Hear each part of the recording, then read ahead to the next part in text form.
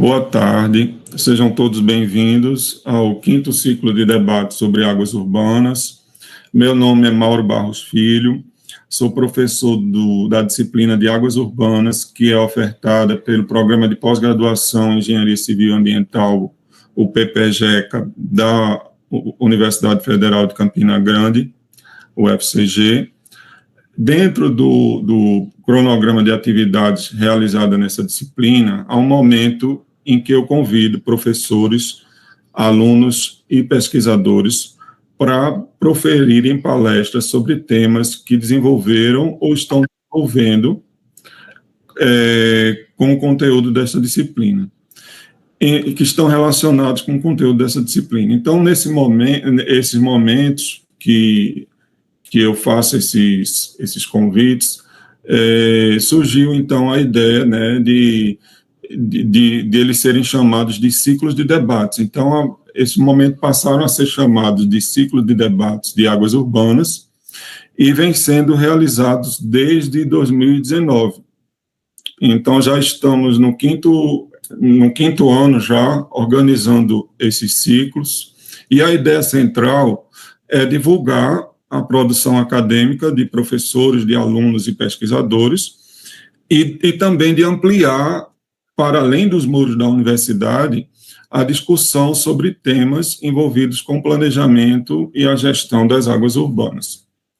Então, esses eventos, eu já fiz alguns eventos presenciais, mas eu tenho preferido, né, que esses eventos sejam realizados de modo remoto, via Google Meet, para exatamente viabilizar a participação de palestrantes que atuam em outras instituições, que também vão ser convidados, né, para participar dessas palestras, e que moram distantes de Campina Grande. Então, a ideia é que sejam remotos, porque vai viabilizar essa vinda, essa participação dos palestrantes, como também alcançar uma maior quantidade de participantes.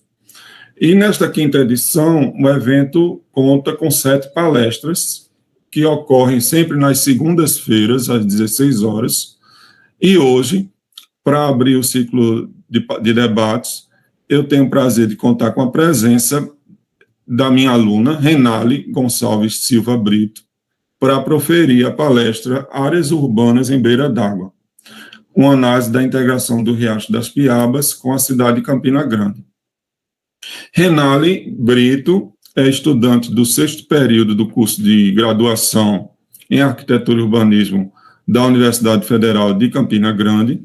Iniciou suas atividades como pesquisadora voluntária no Programa Institucional Voluntário de Iniciação Científica, o PIVIC, em agosto de 2022, e concluiu essa pesquisa em setembro, né, recentemente, em setembro deste ano, fazendo investigação sobre a temática das águas urbanas, com enfoque no contexto de Campina Grande, com o intuito de compreender a relação da cidade com seus corpos d'água.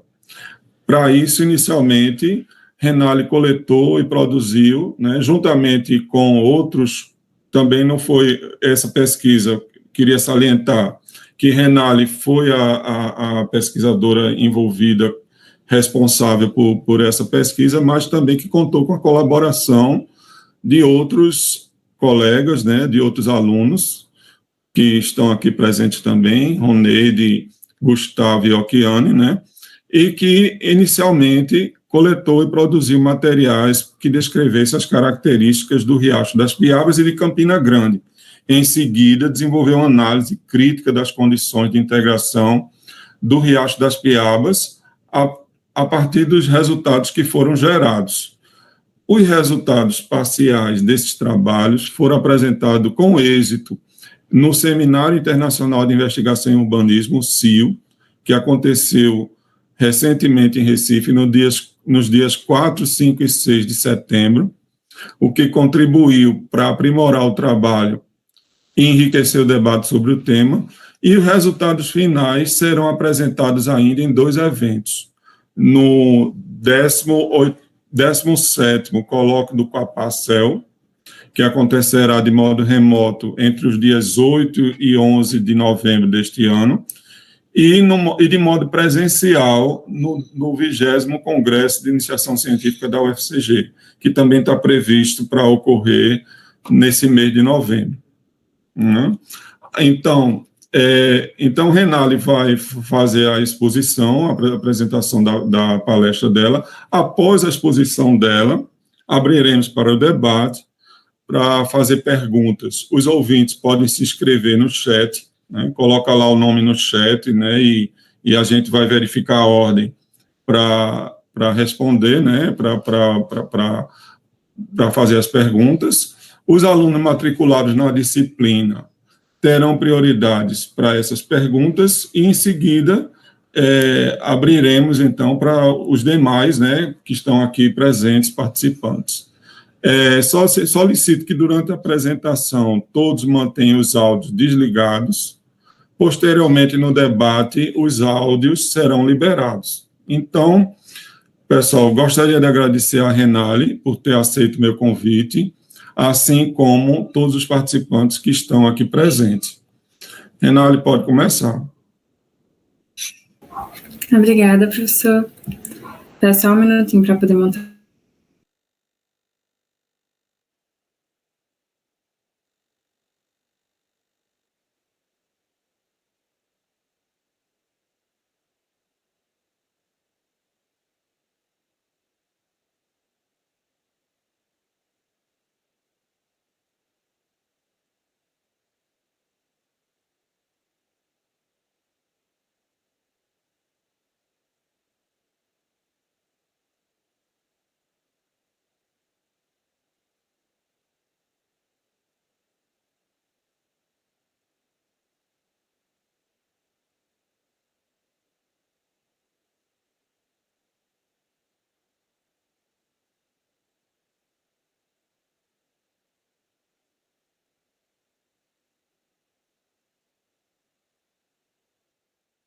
Renale?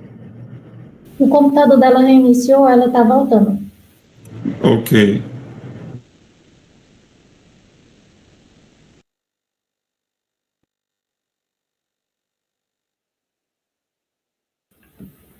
Um probleminha técnico aqui, mas já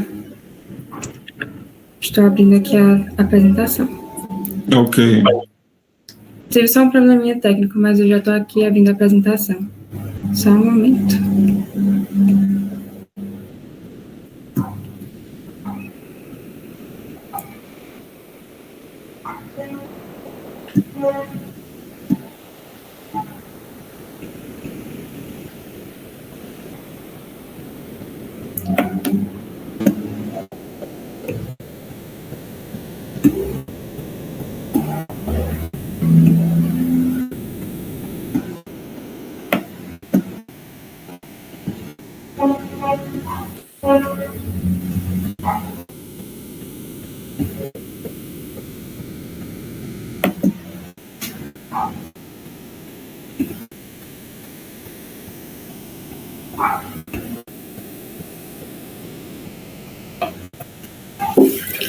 Vocês conseguem me ouvir bem?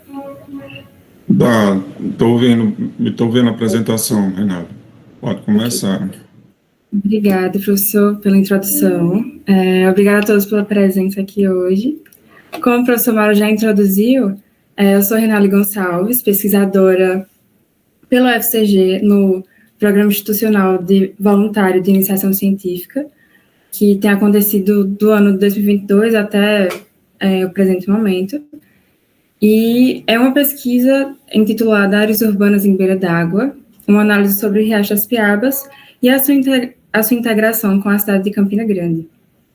Essa pesquisa tem sido desenvolvida por mim, pelo professor Mauro, e por alguns colaboradores que estão presentes aqui hoje na reunião, que são Gustavo Araújo, Roneide Martins e Alquiane Dantas. Essa pesquisa também tem o apoio do PPGECA, né, do LELU, do Laboratório de Espaços Urbanos Livres, e do Observatório das Metrópoles. Como introdução para esse trabalho, nós entendemos os corpos d'água hoje como uma condição fundamental para o surgimento das sociedades e para o abastecimento humano. Então, vemos a formação das cidades toda cercada pela existência da água, né? Então, através dos corpos d'água, a população pôde passar da fase de nomadismo para a fixação na terra e para o seu suporte, através da alimentação, da agricultura irrigada, da pesca, da pecuária.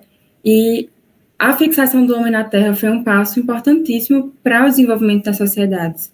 As primeiras cidades surgiram a partir desses corpos d'água. Um grande exemplo, que eu acho que é de conhecimento geral, é o rio Nilo, né, a civilização egípcia, a civilização da Mesopotâmia, que surgiram a partir do assentamento na beira dos corpos d'água, e acho que são os mais antigos registrados. E a partir disso, várias outras cidades começaram a surgir pela existência da água. Então, em um primeiro momento, entendemos as sociedades como dependentes desse bem material que é a água e do surgimento dessas cidades ao redor desses corpos d'água. Então, já vemos a importância vital do que são os corpos d'água para a nossa existência, para o surgimento das sociedades. E num processo pós-revolução industrial, já na década de 50, com indústrias já consolidadas, com a urbanização das cidades, vemos uma mudança no olhar das cidades para esses corpos d'água, que antes era de abastecimento vital das cidades, era de reconhecimento das cidades. As cidades eram caracterizadas pelos seus rios, elas tinham sua base de transporte, de suporte, todas a partir da presença da água. E com esse processo de industrialização, de urbanização das cidades e de crescimento, né, essa relação dos rios com a cidade, do rio com o ser humano, passa a ter uma ruptura. E esse processo revela que os corpos hídricos, antes usados como forma de abastecimento, passam a ser usados também como dejetos do uso da indústria. Então, pelo processo de aquecimento de caldeiros, pelo processo de uso para todo o processo industrial, os corpos d'água passam agora a ser intensamente poluídos e passam a ser mal vistos pela população, porque eles passam a ser desvalorizados e degradados, agora sendo repositório de dejetos, tanto domésticos como desse uso industrial. Então, após esse intenso processo de danificação aos rios, atualmente as cidades buscam desenvolver propostas urbanísticas para recuperar a vitalidade que esses rios possuem, a recuperar o significado dele para as cidades, a recuperar os rios com tecido urbano, né? Então, podemos notar esse processo de subsistência da cidade a partir do rio, da construção da cidade a partir do rio, logo em seguida pelo processo de industrialização e de deterioração dessas margens dos rios, e agora por uma busca para uma valorização. Podemos perceber todo esse processo que definimos em 3 etapas em várias sociedades mundiais. Então, esse processo ocorreu no Canadá, ocorreu na cidade no Rio Don, que é uma bacia hidrográfica um rio pertencente a uma bacia hidrográfica muito importante, é um rio bem extenso, em que a cidade de Toronto, no Canadá, foi fundada a partir da existência desse rio, né?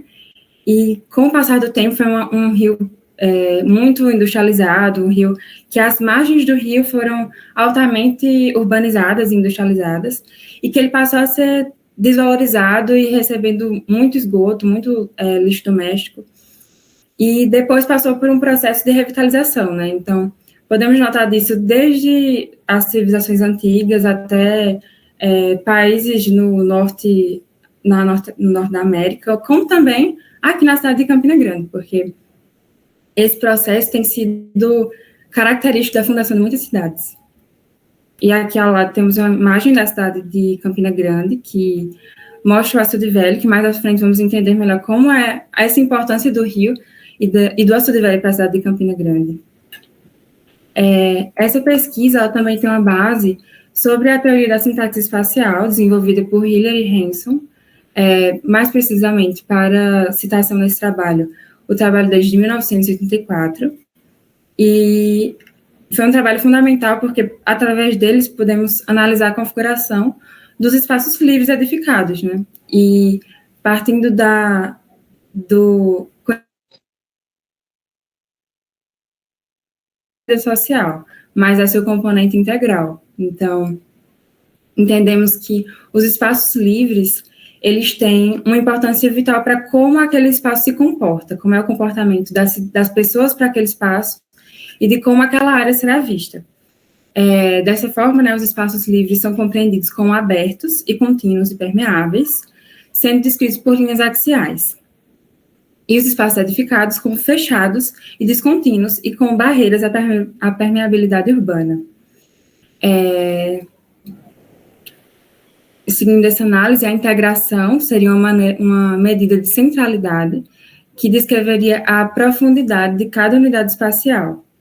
Quanto mais rasa for essa integração, mais acessível ela será.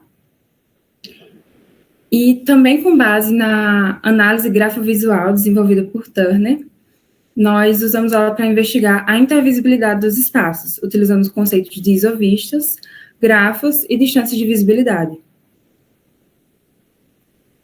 O nosso objeto de estudo está localizado no estado da Paraíba, na cidade de Campina Grande, que é uma cidade do Agreste Paraibano, e mais precisamente ele está localizado no setor norte e leste da cidade, aqui destacado na imagem em laranja,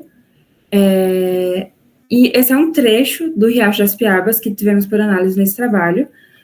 Ele está aqui destacado em azul e mais detalhada desse trecho, nós subdividimos eles em dois entornos. O entorno caminhável, que denominamos, e o entorno visível. O entorno caminhável, ele foi definido por uma distância de 500 metros do eixo do riacho. Então, o riacho está localizado bem aqui ao centro, e para cada uma das margens está distada de 500 metros. E essa área abrange um território de 5,71 km², é uma área bastante urbanizada e consolidada na cidade, com uma grande diversidade de padrões socioespaciais. E já o entorno visível, ele foi definido por um conjunto de 27 amostras, nas quais nós delimitamos um raio de 100 metros a partir do eixo do riacho. Então, definimos 27 amostras circulares aqui, que seriam para uma análise mais detalhada de como realmente se comporta o riacho em seu entorno visível. Contextualizando a cidade de Campina Grande, né? Ela está situada no Agreste Paraibano, sobre o planeta Borborema, a uma altitude média de 550 metros e a uma distância de 130 quilômetros do litoral e, consequentemente, da capital, que seria João Pessoa. É a segunda cidade mais populosa do estado, com 419 mil habitantes. Seu território abrange uma área estimada de 595 km², gerando uma densidade demográfica com cerca de 708 habitantes por quilômetros quadrados. A cidade surgiu no século XVII, a partir do cruzamento de estradas que ligavam o litoral ao sertão, tornando um local de passagem e de parada de tropeiros. A cidade em si, o estado da Paraíba em si, foi um importante estado produtor de algodão. A cidade de Campina Grande não foi uma grande produtora, mas as cidades circunvizinhas a Campina Grande eram grandes produtoras de algodão. E Campina serviu como um aporte para essa produção, para levar para outros locais e ser comercializado esse algodão, e enfim. E a partir desse encontro em Campina Grande foi vista a necessidade da instalação da ferrovia, que foi instalada no século XX, e como podemos denominar, Campina Grande se tornou uma ponte de trilho, que ligava Campina Grande a Recife, e era uma rota de transporte do algodão, muito importante, que caracterizou a cidade e potencializou essas atividades de comércio e de exportação do algodão, passando cada vez mais a atrair um número maior de pessoas, tanto comerciantes do algodão, como também investidores de outros setores, porque com a demanda de um comércio, surgem outras demandas também que deveriam ser atendidas por essas necessidades. Então, logo, com pouco tempo, nós vemos entre os anos de 1907 e 1934 um crescimento muito grande na população da cidade, que passou de 20 mil pessoas para 130 mil habitantes, com uma significativa expansão na sua mancha urbana.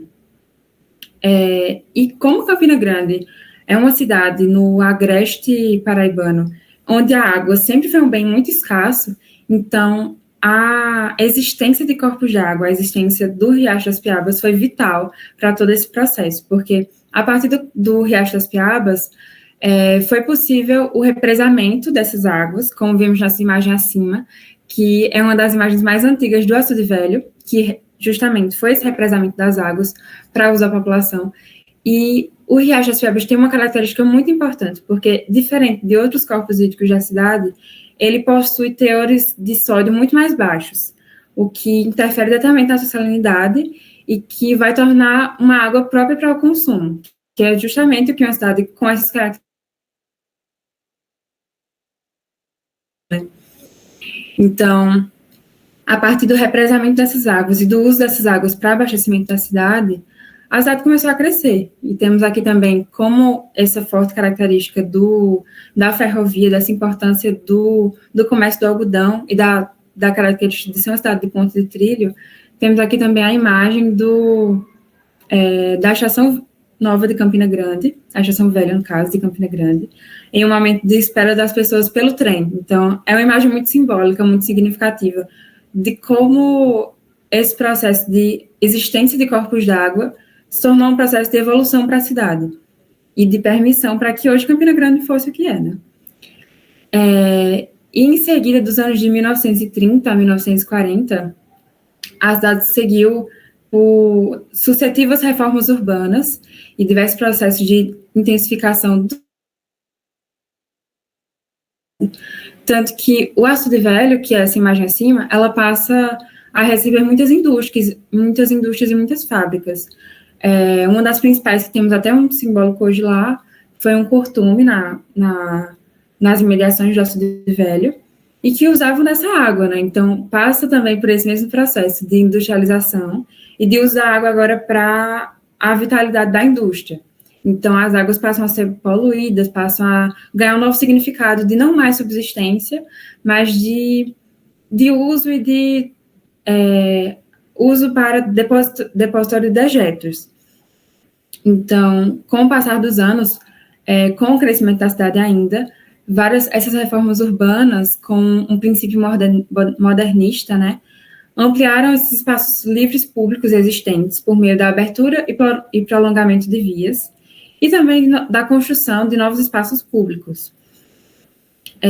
O Açude Velho passa, então, a ser revitalizado, ele ganha propostas novas, ele ganha projetos novos para a construção de um parque, né, o Parque Vernot Vanderlei, e no Açude Velho é construído um cais de concreto, ele também é implantado por um trabalho paisagístico que faz a implantação de palmeiras imperiais, que são características do Açude Velho, e hoje, através desses intensos processos de tentativas de requalificação do espaço, de entendimento da vitalidade que aquele espaço pode gerar, do simbolismo do espaço, hoje temos no Açude Velho nosso principal cartão postal. Mas vale ressaltar que essas reformas urbanas, elas foram muito centradas na área principal da cidade, que era a área central, e em detrimento do subúrbio e da área rural, que continuou crescendo de forma densa, descontrolada e carente de infraestrutura. Essa é uma atual imagem do Riacho das Piabas, um trecho logo antes de chegar no Açude Velho, e podemos ver que ele está hoje canalizado, ladeado por vias de alto fluxo, e que tem um certo tratamento paisagístico, mas ainda é muito escasso, ainda é muito pouco, para a valorização do que ele realmente mereceria, pelo fator histórico dele, pelo fator simbólico dele para a cidade de Campina Grande, e dentre muitos outros fatores. Esse trabalho, ele teve um principal objetivo de avaliar a integração espacial de trechos do Riacho das Piabas com a cidade de Campina Grande, a partir de uma análise morfológica da área urbana que o margeia, que seriam esses entornos que já foram citados, e mais especificamente buscamos avaliar o quanto a forma urbana gerada pelos espaços livres e edificados nas áreas próximas ao Riacho das Piabas interferem na sua acessibilidade física e visual. Mais precisamente, buscamos caracterizar o trecho do Riacho das Piabas e seu entorno, considerando a articulação entre seus elementos morfológicos e suas transformações ao longo do tempo. buscando também construir uma metodologia para analisar as interfaces e os interstícios dos espaços edificados nas áreas urbanas que margeiam o trecho do Riacho das Piabas, compreendendo os principais fatores espaciais e visuais que interferem, facilitando ou dificultando na integração do trecho do Riacho das Piabas com a cidade de Campina Grande. Partimos do pressuposto de que a forma como os espaços urbanos são edificados e conectados entre si gera diferentes níveis de visibilidade com o corpo d'água, o que pode facilitar ou dificultar o reconhecimento e a valorização e a apropriação do mesmo pela população.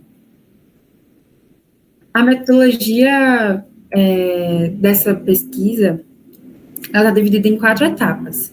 A primeira etapa ela consistiu em um embasamento teórico e metodológico, na qual partimos da leitura e fichamento de teses, dissertações e artigos que abordam essa relação dos rios com a cidade. Importantes obras foram a de Coy, de Gorski e de Mello, que nortearam muito essa pesquisa e que foram de fundamental importância. Muitos artigos produzidos em pesquisas anteriores, que também analisavam a integração de outros corpos de água com a cidade, foram importantíssimos também, analisando tanto, propriamente dito, o Açude Velho, como também outro corpo d'água, que é o Açude de Bodocongó, e também trabalhos que abordaram a teoria e métodos da sintaxe espacial e da VGA, que também foram norteadores para esse trabalho. Além disso, nós coletamos também dados produzidos em pesquisas anteriores, e também em trabalhos anteriores desenvolvidos em disciplinas do curso de Arquitetura e Urbanismo da UFCG. A segunda etapa dessa metodologia consistiu no levantamento de dados gráficos e não gráficos, que descrevem as características do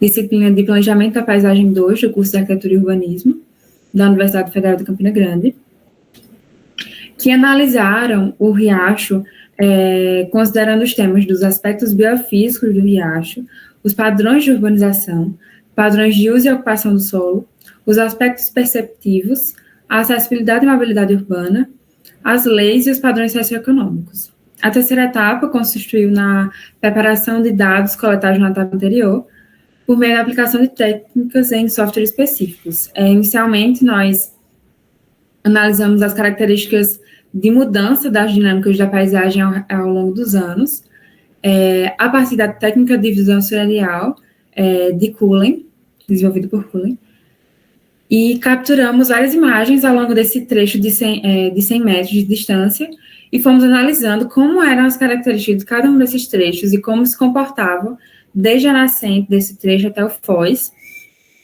e para entender como seriam essas características, essas mudanças, e também delimitamos esses 27 entornos visíveis, que vamos denominar de EVs, a partir desses recortes circulares. Segundo Gell, 100 metros é a máxima distância de intervisibilidade que garante a percepção da copresença de um espaço livre público. Essa caracterização dada por Ian Gell, ela foi crucial para a nossa delimitação desse entorno visível. Essa percepção, ela está diretamente ligada à associação da pessoa com o espaço, e que ela se tornaria ainda mais rica em distâncias menores. Quanto mais se aproxima de um espaço, mais características e mais dados poderemos recolher. E, posteriormente, preparamos mapas de uso do solo, gabarito e de barreiras visuais desses 27 recortes, utilizando técnicas do AutoCAD e do QGIS. Os mapas de barreira visual, eles representam todos os elementos com mais de 1,5 m de altura, que é um parâmetro baseado na altura dos brasileiros, na altura média, que impedem a visualização do riacho por um observador de pé. Então, delimitamos todas essas barreiras, sejam elas muros altos e opacos, arbustos altos, copos de árvores baixas, edificações, quiosques, abrigos de ônibus, troncos largos de árvores. Visuais foram identificadas e foram complementadas tanto por vistas de campo, tanto também como análises no Google Street View.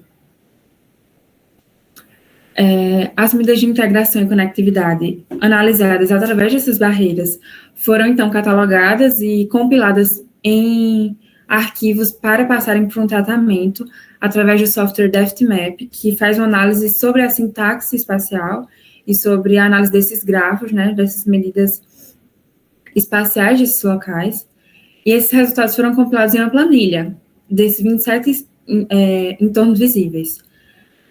E, através disso, nós fizemos uma comparação e uma análise de cada uma dessas amostras para entender como essas variações de visibilidade ao longo do riacho. A quarta e última etapa consistiu na análise e discussão dos resultados obtidos, em que buscamos compreender os principais fatores que interferem na visibilidade e na percepção do Riacho das Piabas com a cidade de Campina Grande. Em uma primeira análise, com o uso do mapa de integração axial global da cidade de Campina Grande, podemos ver aqui o recorte do Riacho das Piabas e entender como ele está bem localizado próximo ao núcleo de integração da cidade. Essas linhas axiais, quanto mais vermelhas, mais quentes elas forem, mais integradas elas serão. E quanto mais azuladas, mais frias, menos integradas elas serão. Então, podemos perceber que o riacho ele tá localizado muito próximo ao núcleo de integração da cidade, que, coincidentemente, é o centro no qual a cidade surgiu. E que uma característica dessas áreas muito conectadas, segundo Hiller e Hanson, né, seria a teoria do movimento natural, em que essas vias altamente mais integradas naturalmente atraem comércio, serviço, pessoas, e isso fomenta a vitalidade urbana, o uso da cidade. E podemos perceber mais especificamente nesse recorte, em que analisamos o entorno caminhável, que o riacho ele apresenta diferentes padrões de integração espacial ao longo da sua margem. Ele se apresenta aqui como um divisor, em que vemos que essa margem ela tem um índice de integração muito mais alto do que a sua margem oposta, daqui a sua margem esquerda. A sua margem direita, ela possui linhas mais quentes, mais integradas, e mais próximas a esse núcleo, né, do que a outra margem. E é uma diferença muito brusca, porque vemos cores muito quentes de um lado e significativamente mais frias do outro lado. Entendemos também, através dessa pesquisa, a importância desses espaços livres públicos, como forma de integrar o meio urbano através da acessibilidade visual. E ao no redor de todo esse riacho, nós identificamos uma falta de espaços livres que permitam esse reconhecimento e essa visualização livre do Riacho das Piabas, em que essa carência pode levar à criação de lacunas na integração entre o riacho e o seu entorno, observando o aumento na densidade das edificações em detrimento dos espaços livres públicos, que podemos considerar aqui dois grandes espaços livres, que são a Mata do Luzeiro, que é onde está localizada a nascente do riacho, e o Açude Velho, que é aqui embaixo, que está localizado a foz desse trecho analisado do riacho. Associado ao processo de ocupação histórico da cidade, nos quais as quadras mais próximas ao centro se converteram em usos comerciais e industriais com mais variedade de usuários, em detrimento da porção norte, com muitas quadras ocupadas por edificações residenciais com padrões populares e que são majoritariamente residenciais. E essa permanência de lotes residenciais na área norte, ela se torna uma escassez da diversidade desses usos, o que poderia resultar em uma demanda dessas áreas mais acima não atendidas. Então, seriam regiões, assim, muito paralelas, que deveriam as pessoas daqui transitarem muito entre outras áreas, porque não tem a sua área devidamente suprida de recursos. E já no setor sul, percebemos uma diversidade muito grande desses usos, né? E já um fator que seria um problema sobre esse uso majoritariamente residencial na parte de cima e esse uso já descontrolado da cidade é que percebemos que, bem na nascente do riacho, muitas construções irregulares sobre o leito do riacho, que avançam nessa área de preservação permanente, que no Código de Obras de Campina Grande é de 30 metros de afastamento, e que aqui vemos claramente que não é respeitado. e isso se torna uma grave ameaça, tanto à segurança dos moradores, porque em períodos de cheia do riacho, ele chega a inundar essas casas, a trazer muitos estragos, e também a integridade do corpo d'água, porque esse assentamento precário está de forma irregular aqui, e eles também usam do riacho como repositório de dejetos. Então, temos muitos dejetos domésticos nele, muito lixo, muito acúmulo de focos de doenças, focos de animais como ratos e besouros. E isso acaba sendo um dano desde a nascente do riacho, que vai trazer danos da nascente até a sua foz, que vai levando essas características, né? Essas paisagens do riacho, nós somos traçando esses caminhos em 6 pontos, desde a sua foz desde sua nascente até a sua foz. E o primeiro trecho, ele está situado nessa comunidade que é chamada Rosa Mística, onde o riacho não está canalizado e apenas uma estreita rua de terra o separa das habitações. Há muita vegetação na sua margem, no seu leito, e ele ainda é um pouco desrespeitado por isso. Há muito, como eu falei, ainda muito foco de descarte informal de lixo, de descarte de esgoto doméstico. Através de uma viabilidade da cidade, dessas reformas urbanas de melhoramentos, ele foi canalizado e ele é ladeado por vias estreitas e pavimentadas, com bloco de paralelepípedo, e sem passeio para pedestre, o que já afasta as pessoas do riacho também. A vegetação é muito menos densa e a proximidade da fachada das casas com o riacho ainda é bem próxima. Nesse ponto 3, o canal ainda está ladeado por uma via asfaltada, mas ela já é mais larga, e as edificações lindeiras estão mais distantes e não são de uso residencial. Um canteiro com a presença de vegetação e uma estreita calçada separam o canal dessa via de veículos, que é uma via expressa na cidade. O riacho, já no ponto 4, o riacho não pode ser visto, porque ele passa por uma grande via asfaltada, que seria um viaduto na cidade e uma rotatória. Então, ele está canalizado para a segurança desse trecho, e ele é pavimentado com pedras portuguesas, e tanto para a segurança dos motoristas, nesse trecho há pouca vegetação. No ponto 5, o canal reaparece, continuando ladeado por vias de alto fluxo, e um pequeno canteiro de terra, sem calçadas e com algumas árvores, está presente nos 2 lados da margem. Nesse ponto 6, o canal continua a ser ladeado por largas vias, o canteiro fica um pouco mais largo, com a presença de mais árvores e mais vegetação, mas não há faixa de calçadas, e nem faixa para travessia de veículos. Nesse ponto, não é possível perceber a presença de edificações, tanto que ele se afasta muito, se torna um espaço bem mais desobstruído em relação ao seu ponto inicial na comunidade Rosa Mística, mas ele também se torna um espaço um pouco mais impessoal, já que tem essas vias de alto fluxo e esses usos diversificados que permitem muitas pessoas passarem por ali, mas com um contato muito pouco significativo com o riacho de fato.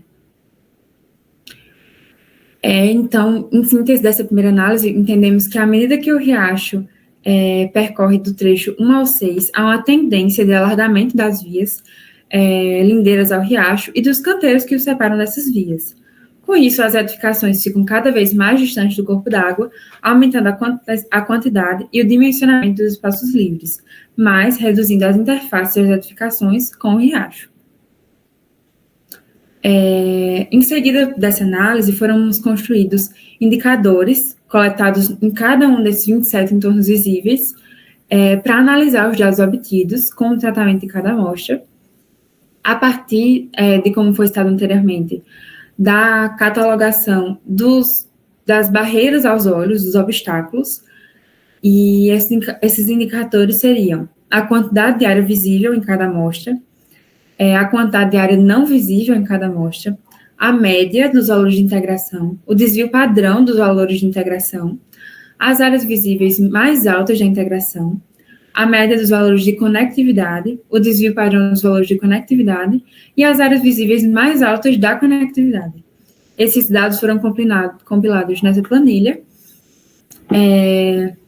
nos quais todas as amostras tiveram uma área resultante total de 7.740, e fomos analisando cada uma dessas áreas, entendendo como os fatores de ocupação dessas áreas se relacionam diretamente com esses fatores de integração e de conectividade.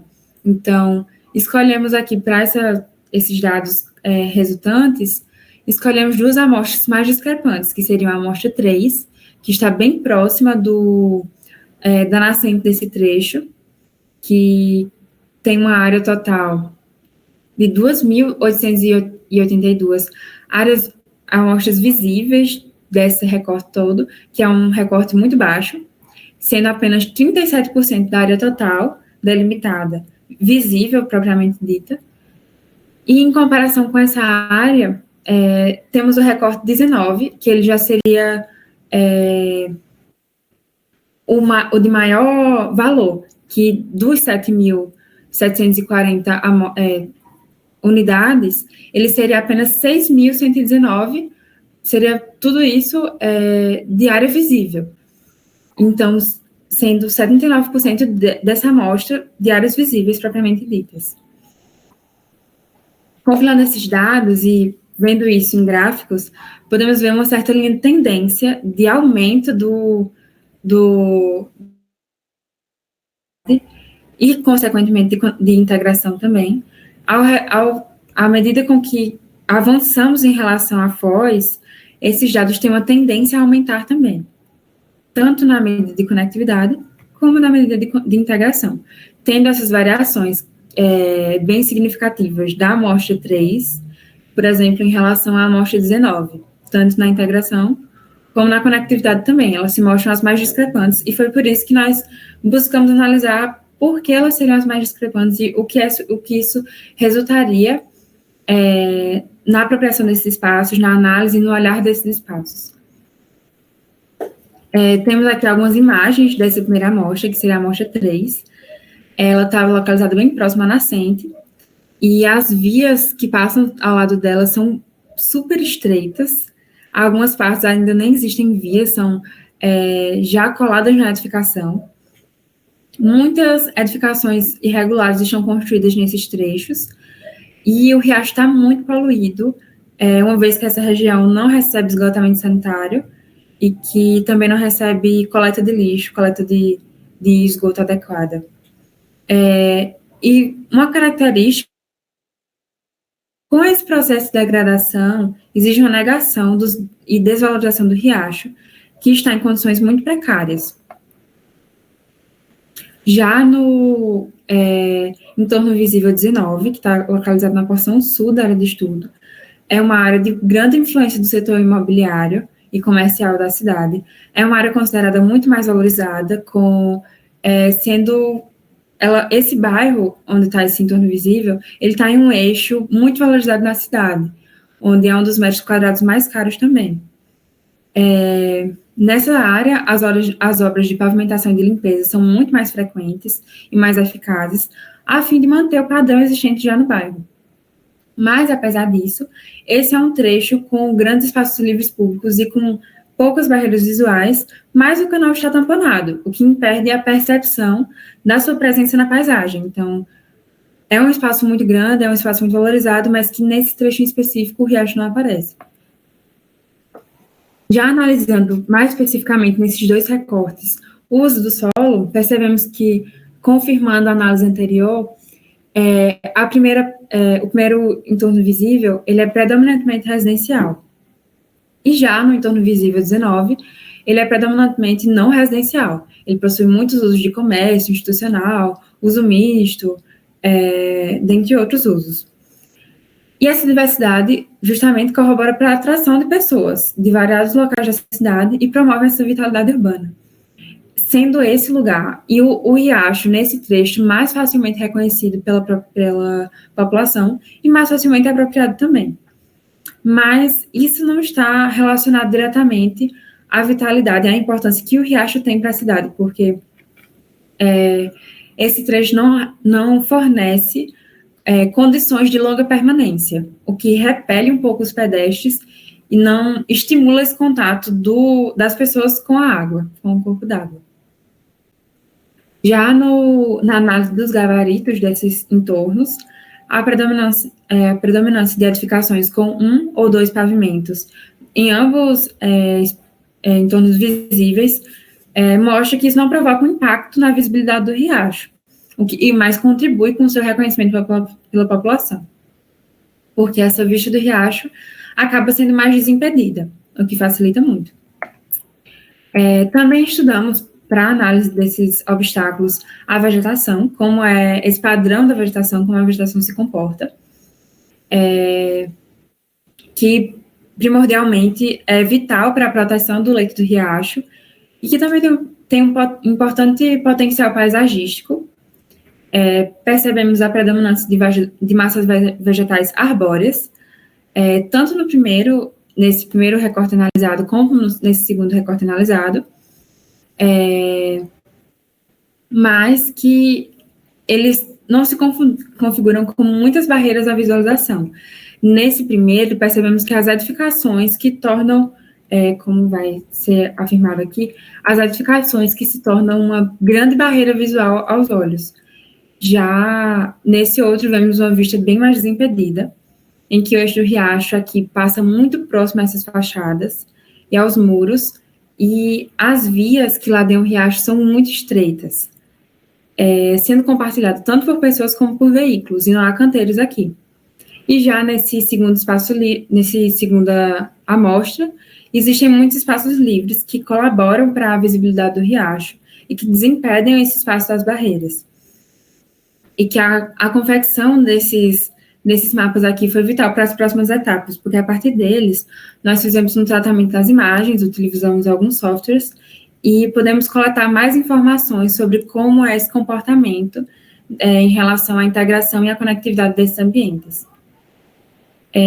A conectividade mede a quantidade de nós que estão diretamente conectados entre si. Quanto mais quente a cor mais alta essa conectividade será. E quanto mais fria a cor mais baixa essa conectividade será. E percebemos assim, os dados de conectividade nessa segunda amostra são muito mais altos do que os dados de conectividade na primeira amostra, porque justamente esse nó permite um encontro muito maior de campos visuais do que esse primeiro nó, e do que os outros nós, que nem chegam a se formar muito presentes aqui.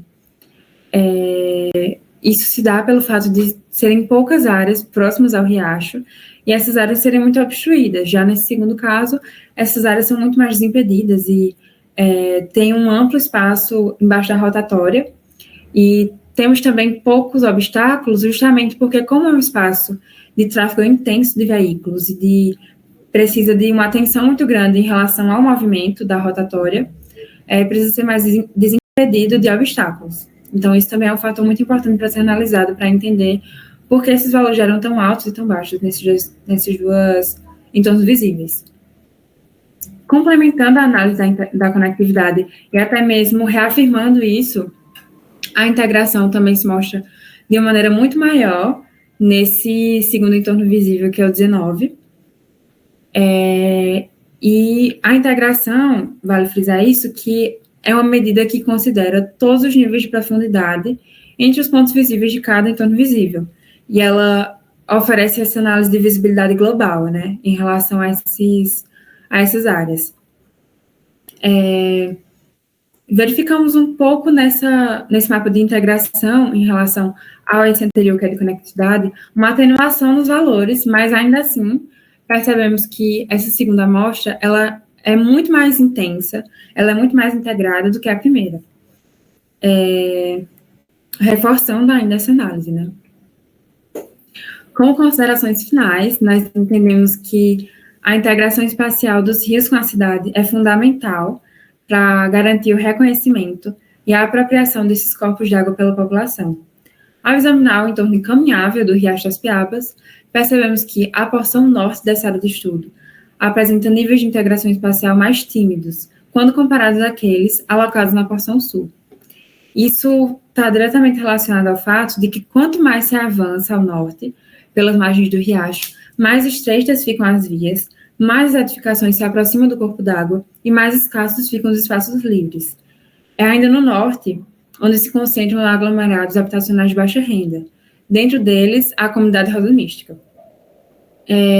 Além disso, verificamos os diferentes níveis de integração espacial entre as porções leste e oeste, configurando-se o Riacho das Piabas como um importante divisor e um importante limite que contribui para essa diferenciação dos padrões sociais existentes na sua margem direita e esquerda. Portanto, constatamos que os direitos das cidades e a paisagem não são igualmente oferecidos aos habitantes dessa área, mas, de fato, negados por uma parte da população, uma vez que esse território recebe pouca atenção, desfavorecendo a percepção do riacho e, consequentemente, essa possível apropriação pelos moradores.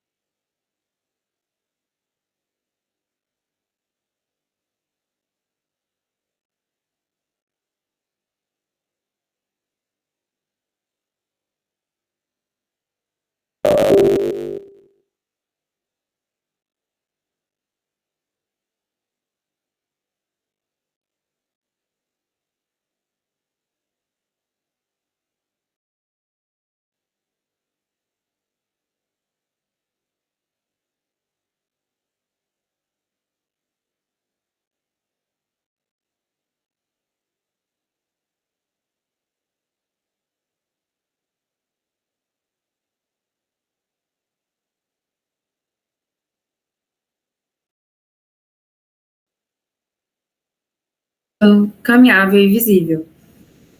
Espero que esse estudo ele possa auxiliar na formulação de diretrizes urbanísticas socialmente mais justas e ambientalmente mais sensíveis, que aproximem as pessoas de suas margens e, assim, possibilite maior reconhecimento e identidade desse importante corpo d'água por parte da população. Essas foram as referências utilizadas nesse trabalho. Muito obrigada a todos pela atenção.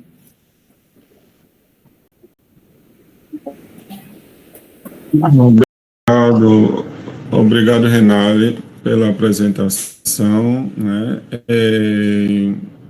Eu queria abrir para as perguntas, né? Então, como é o nosso, acho que o mais importante desse momento é esse, né?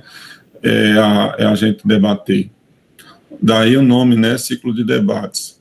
E aí eu queria, então, abrir para, primeiramente, como eu falei, para os alunos, né, da disciplina, e depois para os outros presentes, né, os outros participantes.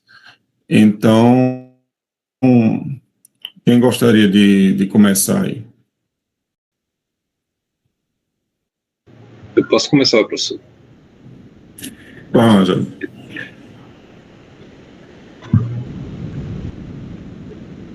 Só ligando a câmera aqui. Bem, eu queria agradecer, né, o espaço de fala, queria parabenizar o pessoal envolvido no desenvolvimento do trabalho e a Renale pela apresentação. Bem, eu queria fazer uma pergunta para entender melhor como é que foi o processo de delimitação da área de estudo, né? Eu vi que é uma área que ela vai além da comunidade da Rosa Mística, é uma área que pega um trecho do riacho e vai até ali o Açude Velho. Eu queria saber por que esse trecho foi considerado, né? Se é por causa da presença da foz, do riacho ali no açude. E também queria entender melhor quais foram os critérios utilizados nessa área. Foi dito que um dos critérios considerados é um entorno visível, né? Que é aquele raio de 100 metros. Também foi apresentado um outro critério lá, que é um raio de 500 metros, que eu também não entendi direito o que representa esse raio. É isso, essa pergunta. Obrigada. Então, esse entorno caminhável, que delimitamos como entorno de um raio de 500 metros a partir do leito do riacho, é um entorno que entendemos, justamente por esse nome caminhável, é um entorno em que uma pessoa se dispõe a caminhar. Então 500 metros seria essa distância limite de tolerância de uso do espaço através justamente da caminhabilidade. Então, caminhando seria essa distância máxima de 500 metros. Então, tentamos entender a relação do riacho com a cidade toda de Campina Grande, mas mais precisamente com esse uso que seria de 500 metros. E para essa análise também de uso do solo, de como é esse comportamento mais próximo do riacho, justamente para esmiuçar mais essas informações. Sendo que não foi suficiente para nós um entorno de 500 metros, porque ainda ficava muito abrangente. É uma área, acho que de 5,71 quilômetros quadrados. Então, a gente delimitou, ao redor do riacho, esse trecho de 100 metros, distando do eixo do riacho, para que a gente pudesse esmiuçar ainda mais essas características. Então, foram feitos vários testes ao longo da pesquisa, utilizando só um raio de 100 metros ao redor de cada ponto. Depois, aumentamos essa área, porque ainda achamos insuficiente para coletar informações. Mas essa área de 100 metros é realmente uma área que se conecta diretamente com o riacho, que podemos perceber, como o Yangel fala, esse estado de copresença. Então, que podemos tanto visualizar melhor o riacho, como também percebê-lo nele como, tanto nessas áreas próximas à Campina Grande, como sendo uma referência, como também impactando diretamente nessas análises que a gente faria posteriormente, que seriam de conectividade e de integração. Você gostaria de complementar, professor? Eu queria só complementar que esses 500 metros também é dentro de uma referência de Gell, né, de Angel, que é um arquiteto urbanista dinamarquês, que ele tem um livro que é muito conhecido, né, na arquitetura, que é Cidades para as Pessoas, né? Então, ele usa essas duas referências, tanto a de 100 metros de visibilidade, de copresença, que a gente está chamando ainda de entorno visível, né? Com a de 500 metros, que é o entorno caminhável, né? Que não é que uma pessoa não possa andar mais do que 500 metros, claro que pode, né? Mas só que confortavelmente, assim, de forma mais, vamos dizer assim, através de diversos estudos que ele fez, ele percebeu que essa distância de 500 metros é uma distância razoável de uma pessoa caminhar no dia a dia, né? Acima disso já seria uma distância que ficaria muito cansativo, né? Ou então não seria bem confortável, né? Claro que esses 500 metros ele também é muito relativo, principalmente nas cidades brasileiras, se a gente considerar que outros fatores, né? Como, por exemplo, a questão topográfica, né? Você considerar 500 metros numa área plana é uma coisa, você considerar 500 metros numa ladeira, né? Numa área íngreme já é bem mais cansativo, né? Então, não existe um consenso de que esses 500 metros seria a única possibilidade, vai depender de outros aspectos também, né, que devem ser considerados, né, e também das próprias condições de caminhabilidade, que a gente sabe que as nossas calçadas, né, principalmente as cidades brasileiras, têm calçadas muito precárias, né, não tem pavimentação, muitas vezes as pessoas não têm nem calçada, andam no próprio leito carroçável, né? O que realmente dificulta a caminhabilidade. Então, é uma medida, né, que teria que ser partida para fazer essa pesquisa. Então, se baseou nessa referência de Gell, mas é uma medida que é questionável, que pode ser questionável, né? Porque ela não existem outras variáveis aí que interferem nessa caminhabilidade, né? E a questão da visibilidade foi uma outra medida importante, né? Porque, como o Renali colocou, existem dois, não é só a questão do acessibilidade física que a gente está analisando aí, mas também a visual, né? E já a visual, ela não necessariamente, às vezes, a gente precisa chegar até um determinado lugar, mas só a possibilidade de a gente ver, mesmo que a gente não consiga chegar perto, já é uma forma de integração, né? Por exemplo, o açude velho. O açude velho é um corpo d'água. Ninguém pode caminhar em cima da água, né? Não tem nenhum Jesus aí para caminhar em cima de uma água. Mas o açude velho, ele tem uma possibilidade de uma visibilidade muito ampla, né? Grande, porque não tem nenhum impedimento que uma pessoa que estiver numa margem do açude consegue ver fruir a paisagem, ver uma ampla paisagem, né? Porque não tem nenhum impedimento, nenhuma edificação, nenhum volume edificado que vai atrapalhar essa visão. Então, a visibilidade, ela tem também esse papel muito importante nessa integração, né? Nessa integração, por isso que foi analisado essas pequenas áreas, que, como o Renali colocou, elas estão sobrepostas, para dar uma continuidade maior, né? Então, não sei se vocês perceberam lá, volta lá naquele slide, Renali, do entorno visível, que esses círculos, né, de 100 metros, eles estão centralizados no eixo do canal, do riacho, né, e que, a partir desse centro, tem um raio de 100 metros. E que esses círculos estão sobrepostos, que é exatamente para permitir uma continuidade da visibilidade, considerar as diferentes, a continuidade morfológica, né, que tem nesse entorno imediato aí, desse entorno visível. Então, foi essa a metodologia, né, dessa ideia do entorno visível e do entorno caminhável.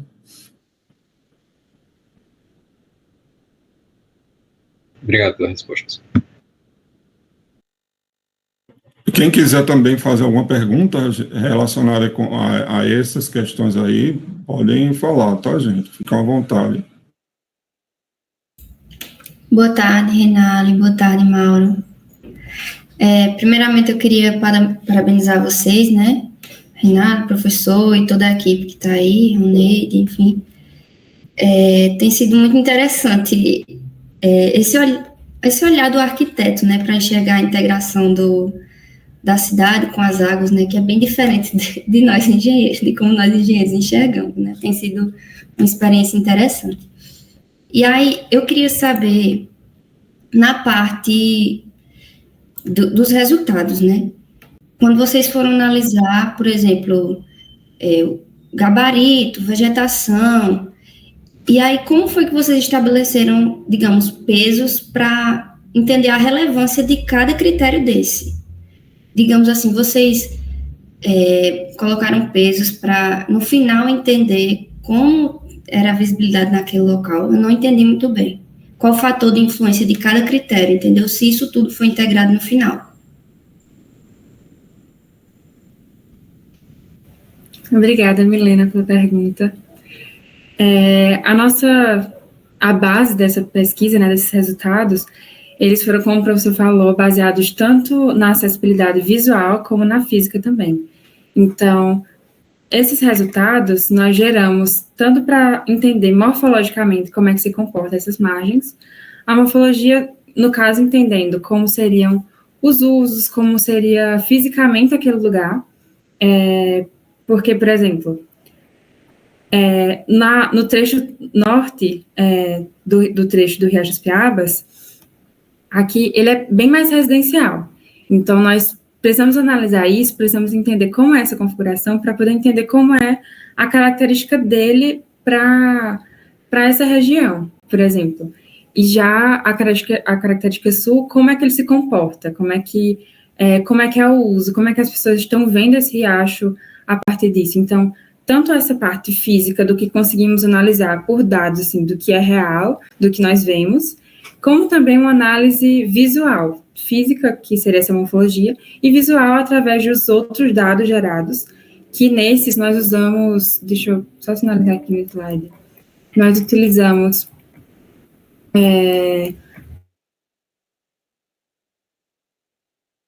duas análises à parte. Análise morfológica, que seriam os usos do solo, gabarito e vegetação, e, posteriormente, fizemos uma análise das barreiras, e essas barreiras são importantes para identificarmos como que, visualmente, é o comportamento dessa área, não em relação física de como ele é, mas de como esses dados que nós não conseguimos ver, assim, a olho nu, ao que realmente é hoje lá, como é que isso se comporta. Então, por exemplo, nos dados de conectividade e da sintaxe espacial, para obtermos isso, precisamos de uma análise que embase isso também. Então, foram duas análises que se reforçaram, tanto a análise morfológica como a análise de acessibilidade visual. O Renali, eu tenho a impressão, o que eu entendi da pergunta de Milena, ela é uma pergunta um pouco mais, o que ela quis dizer em questão da ponderação dessas variáveis, né? Então, me corrija, viu, Milena, se eu estiver falando outra coisa. Mas professor, com relação aos pesos estabelecidos para cada um. Isso. Então, é como se, na verdade, não foi feito isso, sabe, Milena? Ela fez uma análise mais, a interpretação visual mesmo, não, a densidade, né? Aquele mapa lá da densidade foi analisado a densidade visualmente, né? E percebeu. Volta, Renali, para aquele mapa de densidade lá, né? Para mostrar novamente. O de densidade não, de gabarito, né? O de gabarito. Então, foi pela predominância, né, do que está se visualizando aí. E percebe que os dois recortes, eles têm a predominância de edificações térreas, né, de 2 pavimentos. O recorte da rotatória, ela tem um pouco mais verticalização, né, mas mesmo assim é muito... não foi visualmente assim, interpretando visualmente, significativa essas diferenças. Agora, claro, eu concordo, eu acho interessante essa sua ideia, a ideia que Milena levanta aí, né? Se tivesse uma ponderação disso, né, para construir no final essas variáveis aí de gabarito, de uso, fossem combinadas através de uma ponderação, seria interessante, Milena, isso aí, mas não, na verdade não foi pensado nisso nessa pesquisa, não. Não chegou a ser feito isso, né? Entendi, professor, obrigada. Não.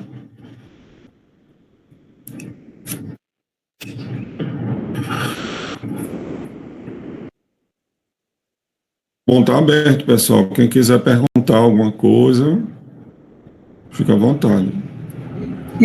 Professor Mauro, boa tarde. É a Roseana Vasconcelos. Boa tarde, Renali. Parabéns. Boa tarde. Parabéns pela apresentação.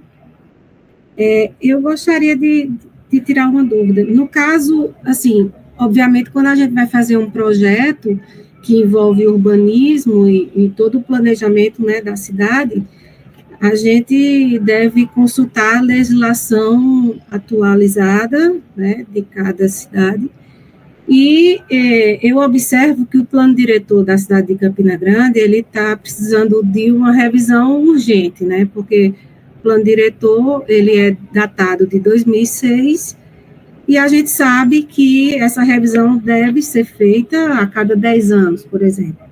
Aí, como que essa falta, né, de atualização nessa documentação foi considerada e como que vocês trabalharam com essa falta de atualização?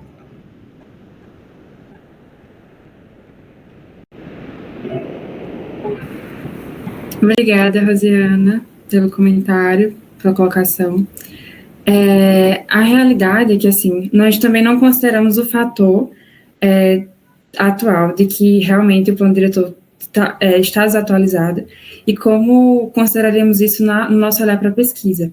Mas nós entendemos muito essa importância de que deve ser atualizado, até porque em outros estudos de outras disciplinas, nós estamos fazendo esse estudo de revisão do plano diretor e entendemos a necessidade urgente dessa área de uma zona de preservação ambiental, tanto na nascente, que seria a Mata do Luzeiro, que ela tem sido danificada pelas edificações que têm avançado em uma margem que não deve ser avançada, em uma margem que deveria ser regulamentada e que hoje não tem essa regulamentação lá, e também ao redor de todo o riacho, até chegar no Cajuçu Velho, com alguma zona especial de interesse urbanístico, como uma zona especial paisagística, e vemos também essa necessidade, assim, nós não avaliamos isso nessa pesquisa, mas entendemos como isso influencia do olhar do poder público para o local e de gestão e de como isso é feito.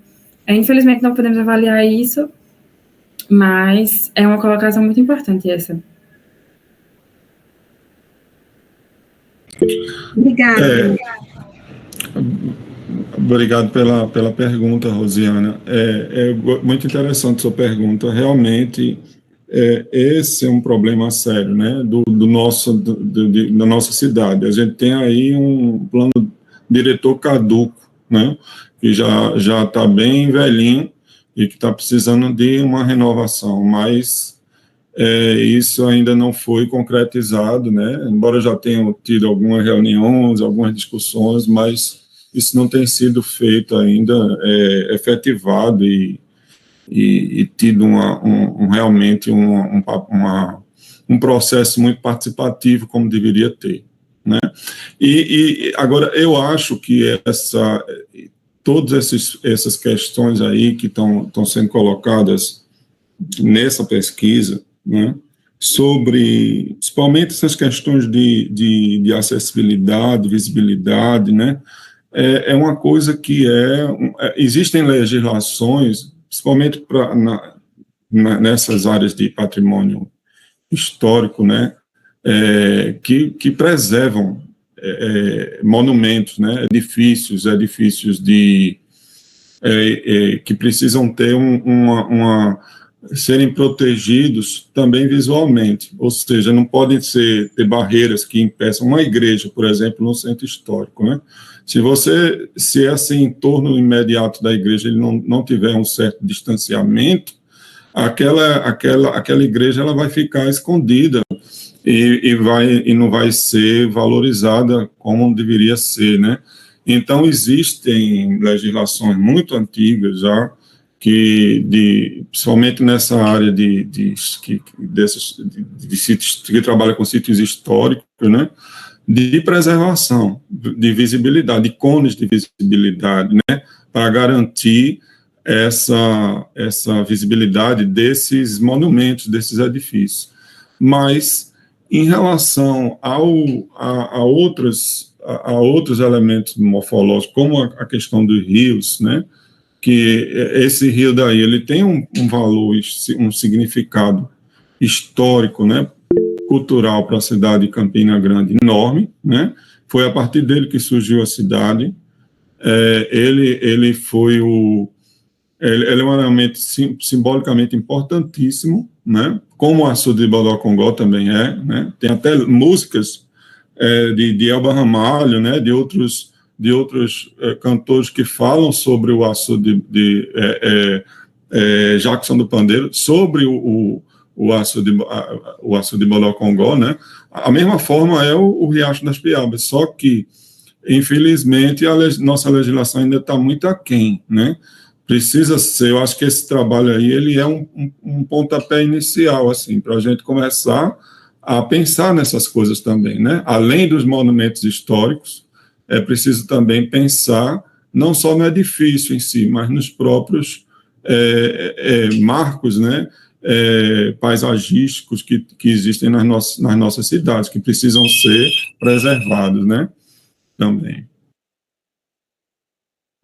Sim, professor, obrigada pela resposta.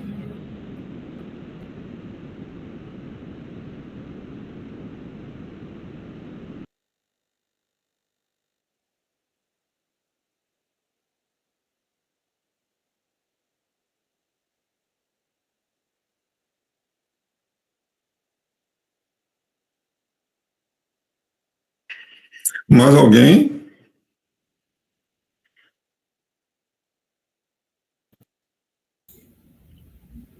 Tem outra pergunta. Não sei se a Angelo ia falar agora. Pode falar, Milena. Pode falar, menino. Certo. Eu queria saber, assim, sobre sugestões do que poderia ser feito para otimizar, né, essa integração do Riacho com a cidade.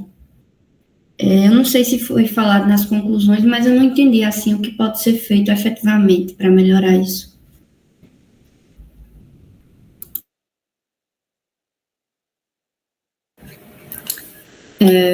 Realmente, a gente não colocou isso nas considerações, mas temos um recorte bem amplo, que nos diversos, à medida que a gente vai entendendo esse trecho do Riacho, vamos entendendo diferentes necessidades para melhorar a integração em cada um desses pontos, né?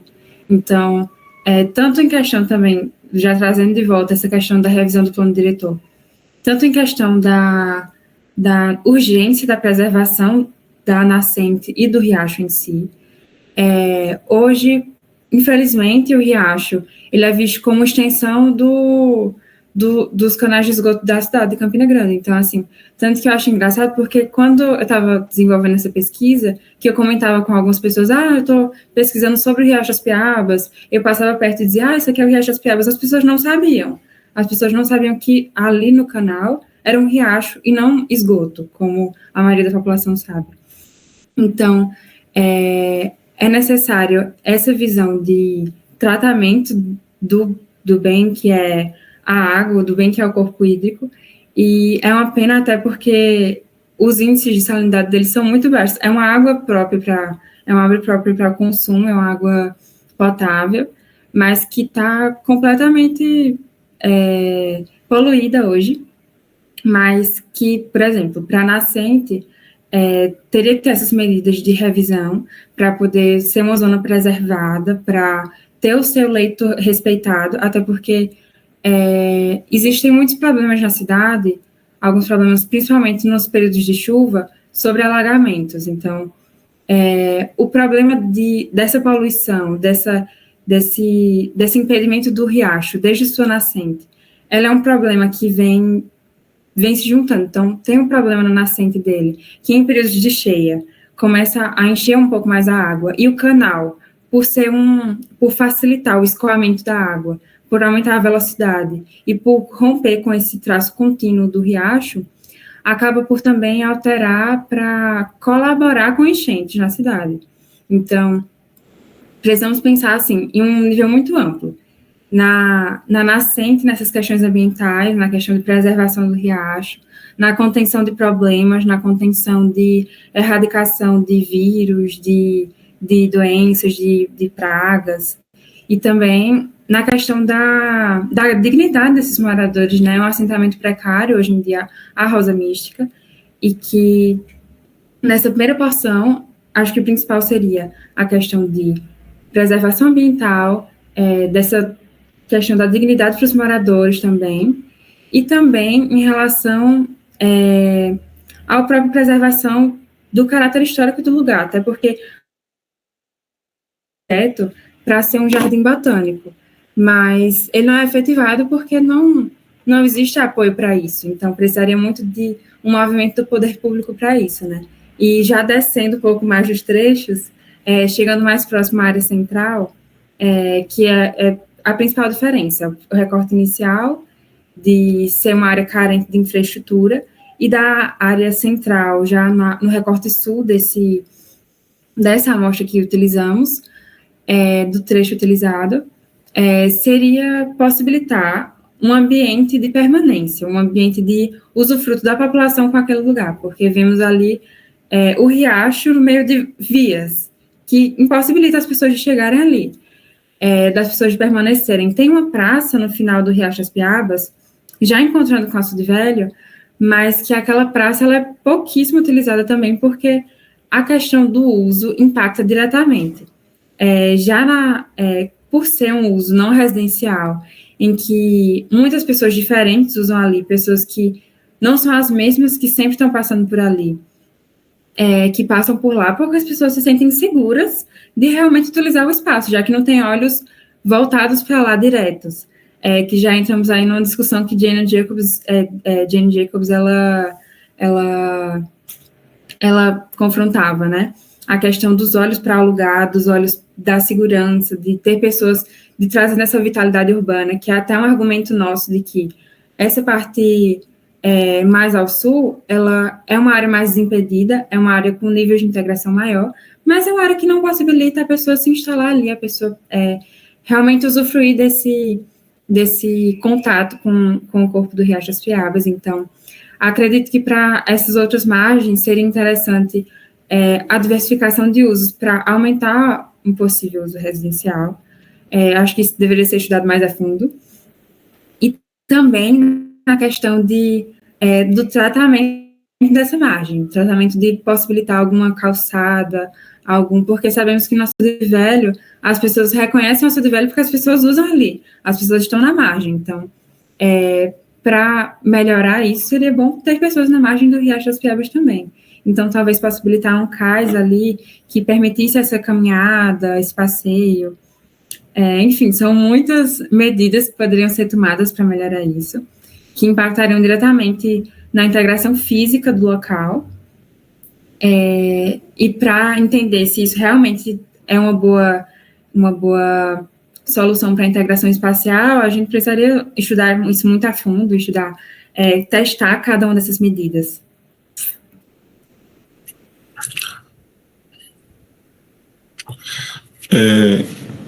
Eu queria complementar um pouco, né, o que Renali falou. Eu acho essa questão eu acho que esse trabalho é um pouco diferente do que quando a gente começa a tratar os problemas da água, né, das águas urbanas. A primeira coisa que a gente vem na nossa cabeça, não, vamos resolver o problema das enchentes, né, que é uma das coisas, uma das ações prioritárias, né, de resolver, como acontece lá na Rosa Mística, né, nessa comunidade que está sujeita constantemente acontece, sai no noticiário, né, os casos de casas que foram demolidas por causa das enchentes, do transbordamento do canal, né, pessoas que morrem, tem muitos casos de mortes, né, de crianças que morreram, tal, por causa desse problema, que é um problema seríssimo, né, prioritário de ser resolvido, né. Outra questão também prioritária, a questão da poluição, né. A poluição, como o Renali apresentou aí, né, a gente vê que o canal, ele na verdade, as pessoas não chamam nem de riacho, chamam de canal, né, e um canal de esgoto, né, porque a percepção que as pessoas têm, né, tanto hoje, muitas pessoas, tantos moradores de Rosa Mística, preferiam até que não existisse. Na minha turma, eu fiz um levantamento, fizeram um questionário, né, muitos moradores disseram que preferiam que não tivesse o canal, né. Então, a imagem que ele passa para as pessoas é de ser uma coisa que não é repulsiva, né, que você tem que eliminar, tamponar, ou eliminar,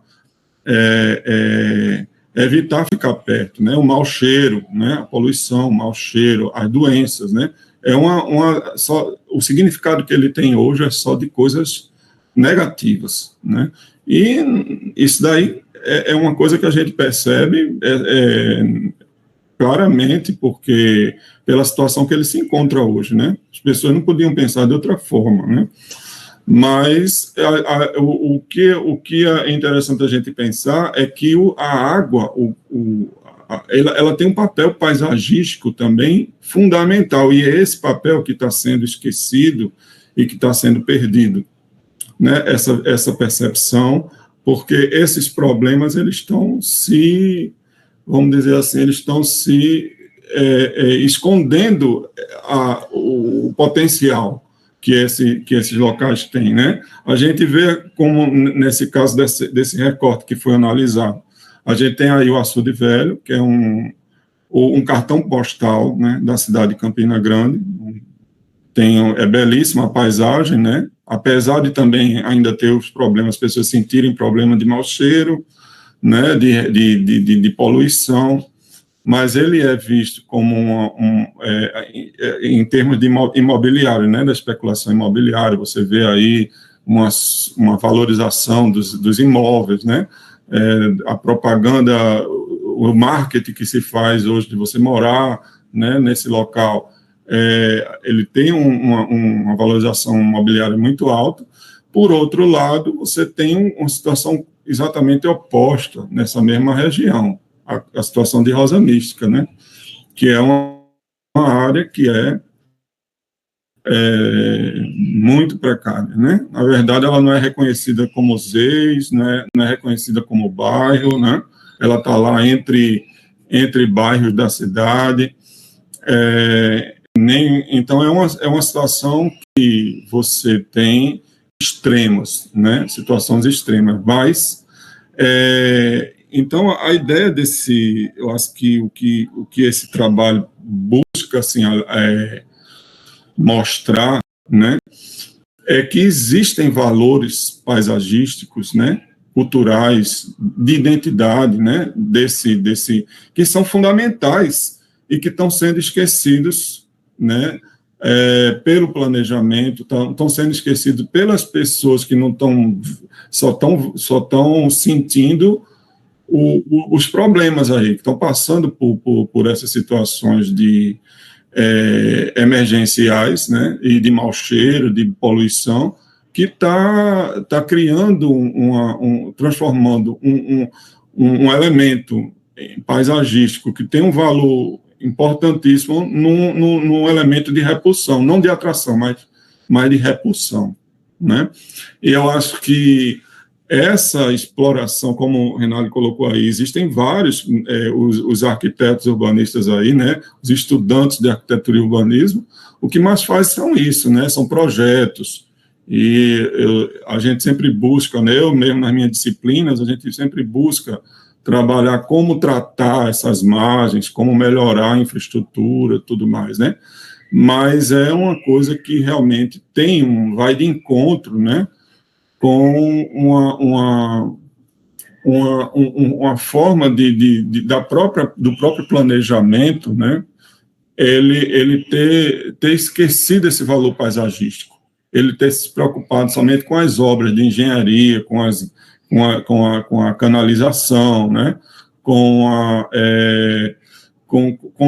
essa noção de canal de drenagem e não como de esgoto, né, e não como uma noção de um elemento paisagístico para as cidades. Então, essa percepção ainda é difícil da gente encontrar no próprio Estado, no governo, né, as pessoas e também essa percepção também fica prejudicada pelos problemas que as pessoas só veem ele como um problema, não veem como uma possibilidade, como uma oportunidade. Então, o papel de nós, arquitetos, urbanistas, paisagistas e também cientistas e pesquisadores é essa, né? É de mostrar esse outro lado que existe e como é que isso aí poderia ser explorado também, né? Visualizado, visibilizado, né? Viabilizado. Aí tem eu estou vendo até que tem, acho que é Yuri que está aí, né? Não sei se Yuri está. Yuri foi me orientando de TCC, está aí presente também, né? E ele também fez um TCC, trabalhou com o açude velho, né? Fez um estudo interessante sobre o açude velho. Então, é sempre bom a gente explorar, né, esse outro lado que é esquecido no planejamento, né? E o papel da gente é esse, é mostrar que existe muita beleza por aí que está escondida, né? Muitas paisagens que poderiam ficar melhores, né, e poderia facilitar a vida das pessoas, a relação das pessoas com a natureza, né, do homem com a natureza, que está inviabilizada por esses outros problemas, né, que sobrepõem, né, a essas questões paisagísticas. Mas é uma coisa que eu percebo muito isso, até no próprio, em outros cursos, né, em outras áreas que ainda está tem muito ainda que a gente trabalhar para conseguir chegar a esse pensamento, nessa nova percepção da paisagem e da natureza. Pode falar, Renato. E só reforçando, assim, essa necessidade, Milena, essa foi uma pergunta ótima, porque, assim, o riacho tem um valor muito grande para a cidade. Além de paisagístico, além de tudo isso, ele tem um valor muito grande histórico, né? Então, é a história da cidade contada também através do riacho, que deveria ser valorizada, que deveria ser mantida.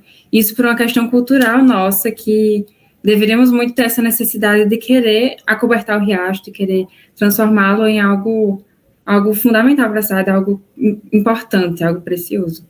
Achei muito boa essa sua pergunta, muito obrigada. Obrigada, Renata. Obrigada, Mauro.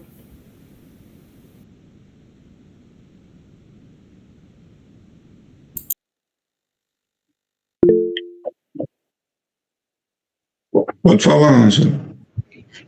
Bem, queria fazer outra pergunta aqui rapidinho. Mais para o final do trabalho, foram mostrados lá os níveis de integração, né, das áreas. Aí, pelo que deu para perceber, se não for isso, vocês me corrigem, por favor, é que as áreas que são mais urbanizadas, elas possuem um nível de integração maior, e as áreas que são mais precárias possuem um nível de integração menor. Eu queria saber se com projetos, assim, obras que abranjam essas áreas mais precárias, como obras de saneamento, de coleta de esgoto, abastecimento de água, drenagem urbana, se isso acabaria implicando, assim, no nível de integração maior com o riacho dessas áreas.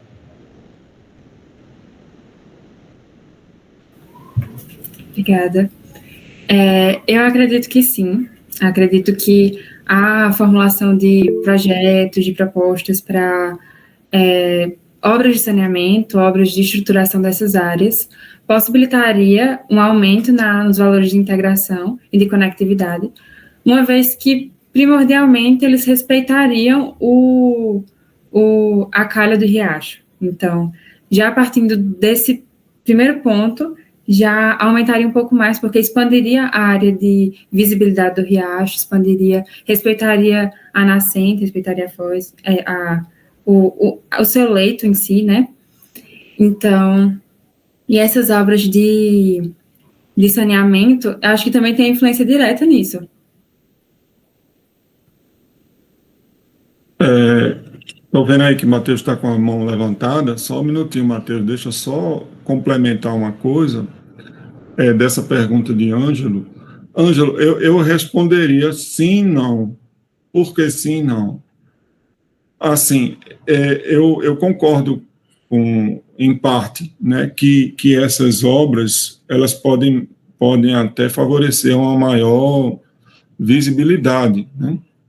A uma maior integração visual e integração física também, né? Mas também o que pela experiência aí que a gente vê, pelo caso específico que foi analisado, esse trecho aí do Riacho das Piabas, a gente percebe que, mesmo tendo urbanizado, né, ali perto da FIEP, próximo quando ele, na região sul, quando vai se aproximando do açude velho, mesmo essa área sendo urbanizada, a conclusão que a gente chega na pesquisa é que, mesmo assim, as pessoas não se aproximam. Ele não garante essa proximidade das pessoas para o curso d'água, né? Ele continua sendo um lugar que não tem calçada, que não tem possibilidade de você chegar, de se aproximar ali, só passa, como o Renali colocou, em alta velocidade, no fluxo de veículos ali, né? Mesmo você tendo uma diversidade de uso maior, isso não garante, né? Então, a obra de urbanização, de canalização, ela não é o suficiente para garantir essa integração, sabe? Eu acho que vai muito mais do que isso, do que uma obra de canal e uma obra de uma via, né? O que a gente mais vê por aí são essas vias lindeiras, que a gente não só tem esse caso do canal do Riacho das Piabas, a gente tem um caso também no canal do Prado, né, em Campina Grande, que é uma situação muito parecida. Você tem via de um lado, via do outro, de alto fluxo, e que as pessoas também não se aproximam daquele canal, né? Ele continua sendo separado, continua sendo segregado e distanciado das pessoas. Então, eu acho que a gente precisa repensar, né, essas formas de conexão das pessoas com o corpo d'água, né? Não adianta só fazer obras que não resolve. Matheus, pode falar.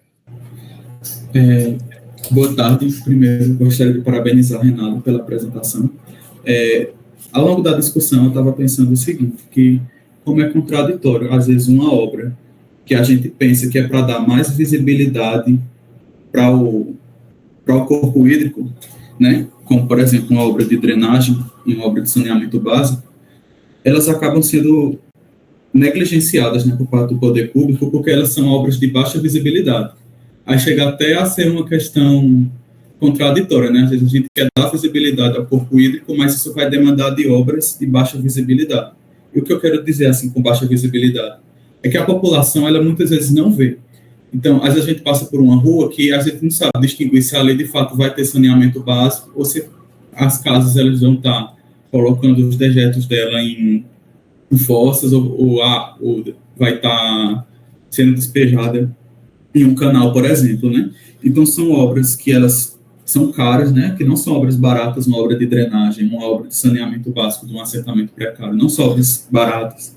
São obras que muitas vezes as pessoas da cidade, elas não veem, e muitas vezes elas só são utilizadas, assim, quando tem algum evento catastrófico, com chuva muito grande. Então, a gente só lembra que, como seria bom se tivesse aqui um canal de drenagem, se tivesse aqui um saneamento básico que não fizesse esse canal transbordar. Então, não é uma coisa que diariamente está no imaginário da população, a ponto de dizer que seria muito importante que isso acontecesse. Aí isso gera um problema, que é o problema político. Porque a gente sabe que essas obras, elas têm um fator político para serem iniciadas, e que os políticos, muitas vezes, eles não se interessam justamente por isso, por ser uma obra cara e de baixa visibilidade, ainda que vá aumentar a visibilidade do corpo hídrico. Então, por exemplo, para um político é muito mais interessante ele construir uma escola, um UBS, ou até calçar uma rua que a população vai olhar e dizer: eita, que coisa boa, calçou a rua, está fazendo coisa, está fazendo obra. Mas se você, vamos supor, o político fez aqui a obra de drenagem todinha, a população não vê a obra e termina, e aparentemente as coisas ficaram a mesma coisa. Mas quando, na verdade, não, né? Quando aquela área ela tem uma resiliência muito maior para esses eventos climáticos. Então, eu acredito que um dos grandes problemas, assim, é justamente esse problema político e dessa baixa visibilidade dessas obras, que muitas vezes elas são tidas como menos importantes, porque não é aquela obra para a cidade ver, né? Seria isso, minha contribuição. Obrigada. Obrigado, Matheus. Concordo nisso. E, inclusive, durante nossa pesquisa, a gente percebeu que existiam ainda alguns projetos de requalificação desse trecho norte, e que eram projetos, se não me engano, de 2007, 2009, e que eram projetos de fazer tanto a qualificação da área, de reorganizar as casas, colocar com afastamento correto, fazer um parque para lá, mas não é uma obra que realmente seria uma obra cara, que não atrairia muito retorno político fácil. Então, essa questão de como a gente não usa o riacho, a gente não reivindica isso, e é da nossa cultura, assim, tem algo ruim e a gente não vai atrás disso, a gente não reivindica o Riacho das Piabas. É muito importante hoje a ONG Arpia, justamente por isso, porque tem começado esse levante de reivindicar melhorias que a gente não tem hoje, mas se tivesse, seria incrível. Seria ótimo se a gente tivesse uma requalificação do riacho, a gente tivesse uma requalificação desse trecho e uma valorização, né? Então, é muito dessa questão cultural nossa de usufruir e de reivindicar, e também dessa questão política que influencia muito, porque temos muitos projetos para lá que, infelizmente, não têm atenção. Muito obrigada. Por isso, Renale, só complementando o que você disse, que a visibilidade ela é tão importante. Porque quando a gente perde isso, que a população sente falta e ela vai começar a reivindicar alguma coisa. Você vê, por exemplo, essa questão do Amazonas, dessa seca. O impacto de visibilidade que teve na paisagem com a seca daquele rio fez a população entender a importância daquela paisagem, né, para a cidade, e que passa justamente por coisas que são invisíveis para a gente, invisíveis da paisagem, né, obras que são invisibilizadas. É por isso que eu acho muito interessante esse tipo de pesquisa de visibilidade por isso. Foi um ponto bem colocado, Matheus, essa questão da visibilidade que você colocou, né? Essa questão da visibilidade em relação, inclusive eu estava comentando isso para os meus alunos, né, do PPGECA, exatamente sobre essa questão das obras subterrâneas, né, que não tem os prefeitos preferem não investir, né, em obras que são escondidas, porque não são visíveis e não geram propaganda política, né, e não dá voto, né, de reeleição. Então, é uma coisa que é uma prática muito recorrente, essa de você dar maior atenção para fazer um parque, né? Como a gente tem em Campina Grande 8 parques, né? Uma cidade como Campina Grande já tem 8 parques, nem todos eles são utilizados efetivamente, apropriados, né? A gente vê muito parque abandonado aí, feito o Parque de Bodocongó, que está na margem do açude de Bodocongó, né? Como outros aí, porque é exatamente isso, porque é essa preocupação somente em fazer parques sem realmente, só por questão de visibilidade, né? E outras obras tão importantes que a gente tem para fazer, né? De saneamento, fica para segundo plano. Infelizmente, é essa a realidade de muitas cidades no Brasil, né?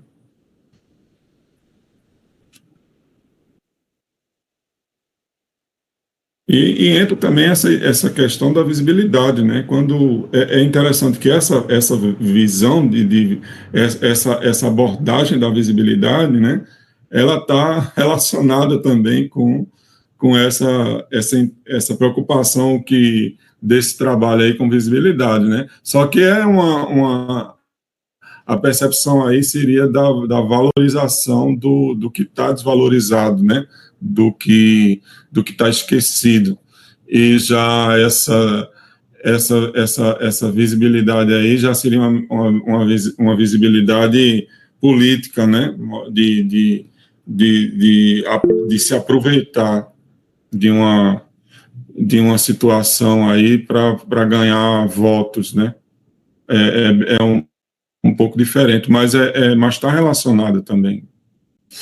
Yuri, pode falar, Yuri. Boa noite a todos, né? Quase 6 horas. Parabéns ao professor Mauro, parabéns a todo o pessoal que está envolvido com a pesquisa, né? A todos também que estão aqui presentes hoje. Eu gostaria de salientar um pouco com relação a essa questão da análise, né? De estudo, toda essa pesquisa que ela serve como embasamento e diagnóstico, né? Do objeto de estudo. Não só de forma local, como também na escala municipal, né? e às vezes também intermunicipal. Eu gostaria de citar um exemplo com relação a corpos hídricos, né, em áreas urbanas, aqui numa cidade um pouco mais no interior de Campina Grande, que é a cidade de Remígio. Não sei se todos conhecem, né? Remígio, ela tem um açude na área urbana bem centralizado, no centro da cidade. Açude este que ele não era bem visto, né, pelo município, e ele não era bem cuidado. Não tinha, por exemplo, uma área com calçamento, ou calçadas ao redor do açude, não tinha uma área de vegetação, um paisagismo bem cuidado, bem projetado, para o bem da população. As residências ao redor também eram residências que não tinham tratamento também das fachadas, né? Daí, recentemente, assim como o Matheus falou, tem que ter normalmente há esse apelo político, essa questão política. Recentemente, a Prefeitura Municipal, junto com alguns deputados, âmbito estadual também, fizeram a reforma e a revitalização daquele corpo hídrico, do açude, né, do lado de Remígio. Fizeram todo um trabalho paisagístico, de urbanização também nas quadras, alguns ajustes de fachadas também, melhoraram essa questão de integração do açude no centro de Remígio com o resto da cidade, né, ao redor, nas ruas lindeiras, digamos. Houve também a melhoria da questão da visibilidade das ruas, por ser ruas de ruas com pequena metragem, né, digamos assim, em torno de 5 metros, que dá acesso ao açude. E essa mudança que houve, né, essa revitalização dessa área paisagística da cidade, hoje está rendendo muitos frutos, né, tanto para Remígio quanto para as cidades vizinhas. Hoje é um local que há uma vitalidade urbana enorme, assim, a quantidade de pessoas que têm buscado utilizar aquele espaço de diversas formas, assim, extremamente relevante para a cidade e para as cidades vizinhas, como eu disse, né. Comum mesmo você vê pessoas da cidade, por exemplo, de Esperança, Areia, as pessoas de Arara, por exemplo, também, que vão para Remígio para utilizar o espaço, porque com essa mudança que houve do açude, dessa reforma, outras pessoas que há suas propriedades privadas ao redor buscaram também melhorar, né, suas residências, seus negócios também, implementar também serviços e comércios para que melhorasse ainda mais aquele local. Serviços como lanchonetes, restaurantes, bares, entre outros, né? Daí hoje lá eu vejo como exemplo da importância da integração, né, do corpo hídrico, né, que há no centro da cidade com todo o município, na escala também intermunicipal, né? Recentemente também houve também um evento que é conhecido como, se não me engano, é o evento de inverno que há nas cidades aqui do Brejo, e Remígio foi interessantíssimo o movimento que houve lá, das festividades, bem interessante. Então, um exemplo, eu aconselho até vocês procurarem também conhecer um pouco, eu acho que iria agregar. No mais é isso. Obrigado, Yuri, pela contribuição. É bem interessante essa valorização que acontece, né? Inclusive, é um outro tema que a gente vai abordar em outra palestra sobre isso, né? Porque a valorização, ela é positiva, mas ela pode também, essa valorização, gerar um problema, que é o problema da gentrificação. E aí a gente tem uma palestra, que vai ser a última palestra, né, do ciclo de debates, que vai exatamente discutir sobre essa questão da valorização do corpo hídrico como um problema, né? As consequências disso, né? De gentrificação. Mas aí isso a gente conversa em outro momento, né? Renato, tem alguma coisa para complementar aí sobre o que Yuri falou? Não, mas achei muito interessante. Essa questão dos melhoramentos, como melhorar uma parte é como se fosse uma reação em cadeia, né? Acaba estimulando outras áreas também a melhorarem. Achei muito interessante o comentário. Isso. É muito importante, realmente, né? Eu acho que cria como a gente chama tem um termozinho que eu gosto muito de usar, é o ciclo virtuoso, né? Uma coisa positiva gera outra coisa positiva, e aquela outra coisa positiva gera uma coisa ainda maior. Então,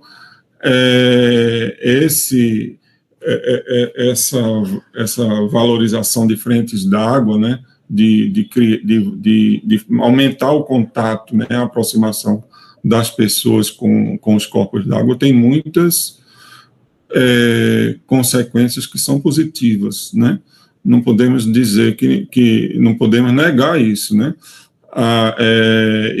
E isso precisa realmente ser uma preocupação, né, maior para as nossas cidades, apesar de ter outros problemas, que é esse que a gente vai conversar na última palestra, né? Mas é isso. Eu queria saber, a gente já está chegando aqui às 18 horas, se alguém mais queria fazer alguma colocação, alguma pergunta.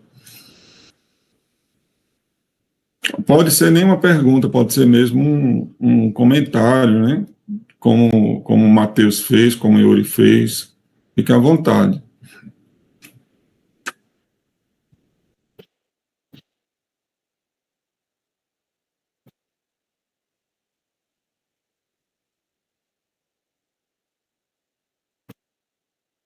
Muito importante, gente, esse momento de a gente, porque às vezes a gente passa muito tempo assim apresentando as coisas, né?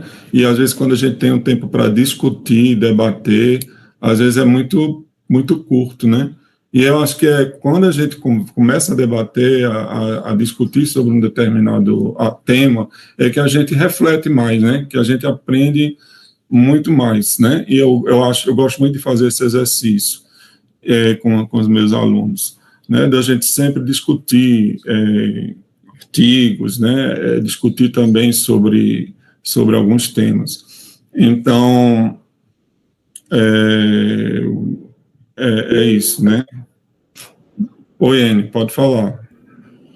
Então, acho que já está ficando de noite, né? Boa noite. Só parabenizar aí, Renato, o professor Mauro, aí, pela pesquisa feita. Eu acho que é muito importante pensar nesses espaços dos corpos hídricos, principalmente em cidades como Campina Grande, porque são estudos como esse que fazem mudar a perspectiva desses riachos.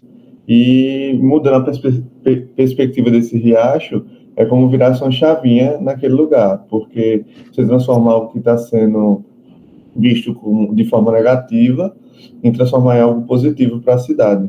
Então, parabenizar todos vocês envolvidos na pesquisa aí, é muito importante isso para a região. Obrigado, Yuri.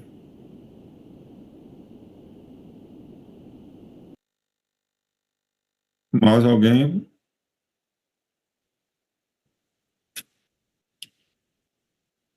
Acho que já está todo mundo cansado, né?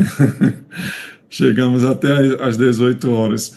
Bom, então é isso, gente. Eu gostaria novamente de agradecer, né, a participação de quem ficou até aqui, até agora, né? Agradecer a Renale pela apresentação. Eu fico muito feliz de ver esse resultado aí do trabalho de Renale, né? Que foi um processo, né, Renale, de um ano, e eu tenho certeza que foi muita aprendizagem, né, durante esse processo aí. E é muito bom a gente ver o resultado disso, né? Então, no final, né? Então, é isso, gente. Eu agradeço, né, novamente, e queria, então, concluir por aqui, e até a próxima.